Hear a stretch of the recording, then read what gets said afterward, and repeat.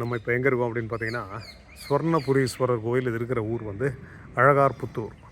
இது வந்து தேவாரத்திலே இருக்கக்கூடிய ஒரு ஸ்தலம். இது மூவராலும் பாடல் பெற்றது. ரொம்ப விசேஷமான ஒரு ஸ்தலம், மேற்கு பார்த்த ஸ்தலம் இது.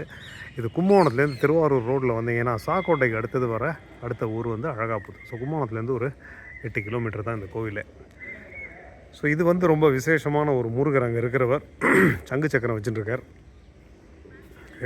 இந்த கோயிலோட ஸ்தல புராணம் என்னென்னு பார்த்தீங்கன்னா, இது வந்து புகழ்த்துணை நாயனார் 63 நாயன்மாரில் புகழ்த்துணை நாயனார் வந்து பிறந்து முக்தி பெற்ற ஸ்தலம் இது.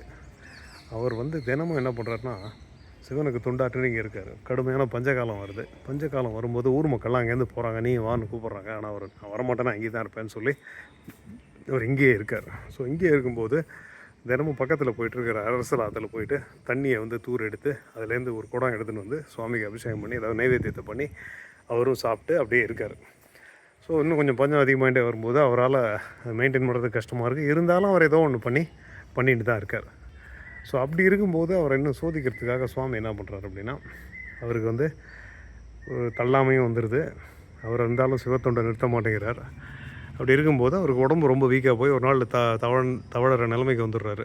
அப்பையும் விடாமல் ஆற்றுக்கு போய் தண்ணி எடுத்துன்னு வந்து அவர் போடும்போது கையிலேருந்து பட்டு மண்டை உடஞ்சி சுவாமியோட தலை மேலே விழுந்துடுறது. அந்த குடம் பட்டு மண்டை உடையிறது.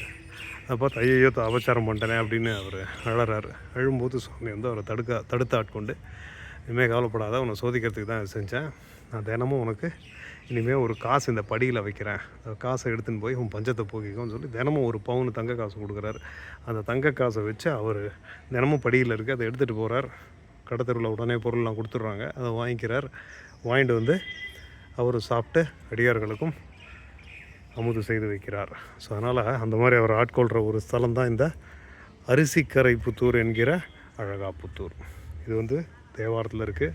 ஸோ 1600 வருடங்களுக்கு முன்னாடி தேவாரம் இருக்குது. அதனால் தேவாரம் இருந்தால் தான் இல்லை, அதுக்கு முன்னாடி எவ்வளோ நாள் இருந்திருக்கணும். அதுக்கப்புறம் வந்து நமக்கு ரெக்கார்டட் ஹிஸ்ட்ரிங்கிறதுக்காக இந்த தேவார கதையை நம்ம சொல்ல வேண்டியிருக்கு.